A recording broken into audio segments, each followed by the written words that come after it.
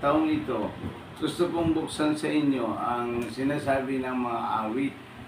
Awit chapter 37, verse 1 to 7. Ang ganito ang sinasabi niya. Awit, alam mo, maganda itong mayroon kang salita ng Diyos na nayasik sa iyong puso habang tumatakbo ang mga tao. Sabi niya dito, huwag kang mabalisa dahil sa masama. Huwag mong kainggitan liko nilang gawa. Katulad ng damo sila'y malalanta. Katulad ng halaman matutuyo sila. Minsan,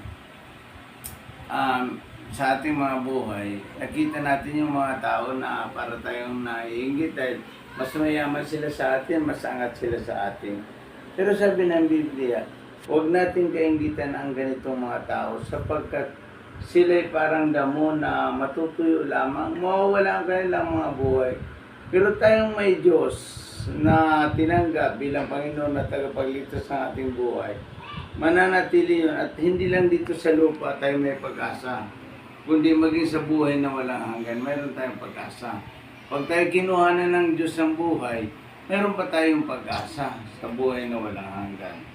Tingnan natin dito sa verse 3. Umasa ka sa Diyos ang mabuti gawin at mananahan kang ligtas sa lupain.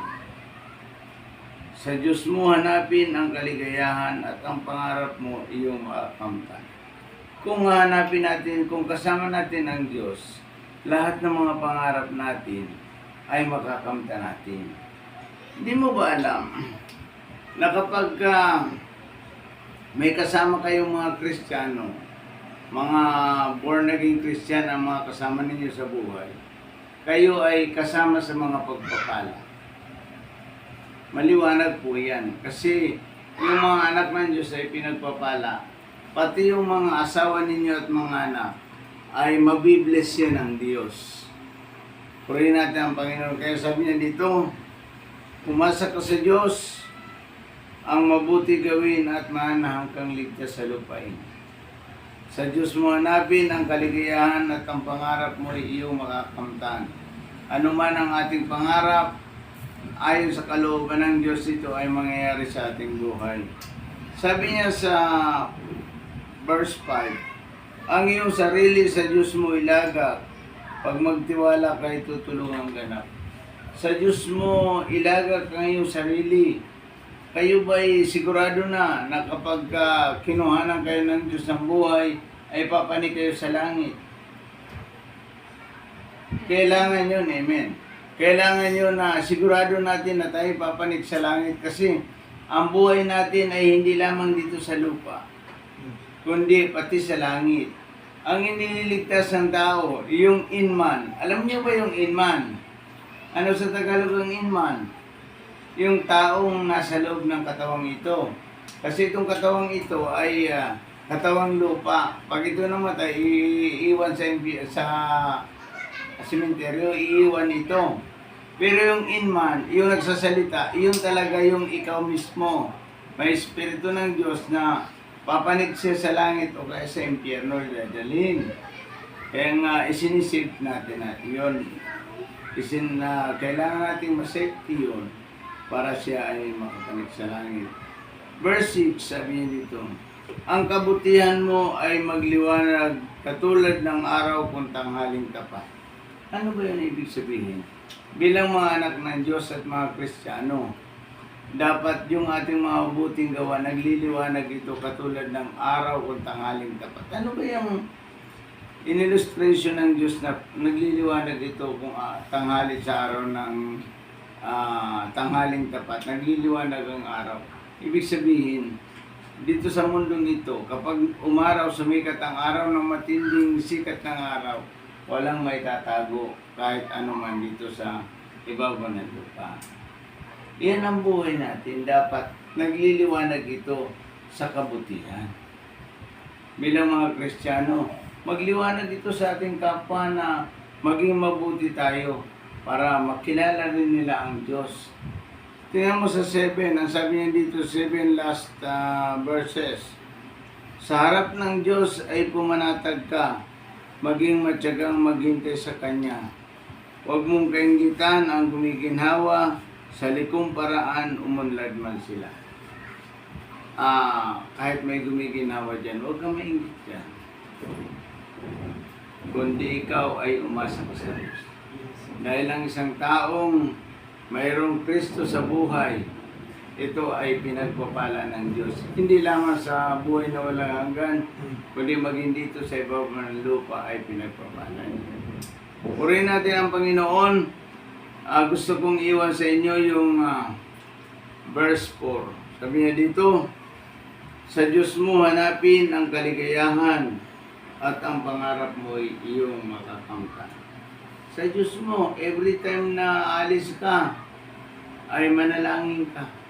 Panginoon, tulungan mo ko, ingatan mo ako sa aking pagbabiyahe. Ingatan mo ako at pagpapalain ka ng Panginoon. Tayo manalangin. Dakilang Diyos ang makapangyarihan, salamat po. Dakilang Ama, sa aking mga anak kong ito, si Abby, pagpapalain mo. Si Nilo, pagpapalain mo. Si Grace, si Genesis, si Gibbon, ay pagpapalain mo ngayong umaga ito. At dalangin ko rin, Panginoong Diyos, si Irene, si Philip, si Queen, pagpapalain mo ka lang mga buhay, maging ang mga nanay, tatay ni Philip, mga kapatid. Pagpalain mo rin na ang buhay ni Philip ay lumiwanag ito upang makakilala rin ang kanyang mga magulang. Pagpalain mo ka lang buhay, lalo po, O Diyos, this year na si Irene ay nagbigay ng mga gift para sa amin, ay pagpapalain mo palalo siya. Buksan mo ang langit para sa kanila at ikaw ay siya magpapala sa kanyang buhay. Si Aisel, O Diyos, nadalangin ko, pagpapalain mo ang kanyang buhay sa samahan po. At ganoon din, magkaroon siya ng regular na schedule para sa teacher sa public school. Samahan mo siya at pagpapalain, maging si Crisel, pagpapalain mo ang kanyang buhay, lumaki na may takot sa inyo. Si Christian din, Panginoong Diyos, ingatan mo sa kanyang traveling mercy, pagpapalain mo ang kanyang buhay, ilalayo sa anumang aksidente, at higit, O Diyos, sa kanyang buhay, na tunay na makilala kanya bilang Panginoon at tagapagligtas ng kanyang buhay. Salamat po, Diyos, maging si Harold sa kanyang darating na examination, pagpapalain mo ang kanyang buhay. O Lord, bigyan mo siya ng karunungan nagmumula sa inyo. Lahat ng mga ideas, mga technique na nagmumula sa inyo ay ipapabaon mo sa kanya. Upang sa kanyang exam ay pagpapalain mo siya at siya ay makapasa. Dakilang Diyos na makapangyarihan sa lahat, si Ashley, pagpapalain mo ang kanyang buhay, iingatan, gagabayan at papangunahan. O Diyos, salamat po sa kanyang buhay, patuloy mo siyang pagpapalain. At ikaw ay siyang laging manguna sa kanya, sa kanyang pag-aaral, samahan niyo po. Maging si Auring, pagpapalain mo ang kanyang buhay, iingatan, patuloy niyo pagagalingin at sasamahan po. Ngayong taong ito, ipabaon mo sa amin ang masagana mong bendisyon at pagpapala. Kaya mga bata, pagpapalain mo. Pagpalain nawa kayo ng Panginoon at mahabag sa inyo. Paliwanagin nawa ng Panginoon ang kanyang mukha sa atin at mahabag sa atin. Simula ngayon at magpakailanman. Sa pangalan ni Jesus. Amen. Salamat sa inyo. Purihin ang Panginoon.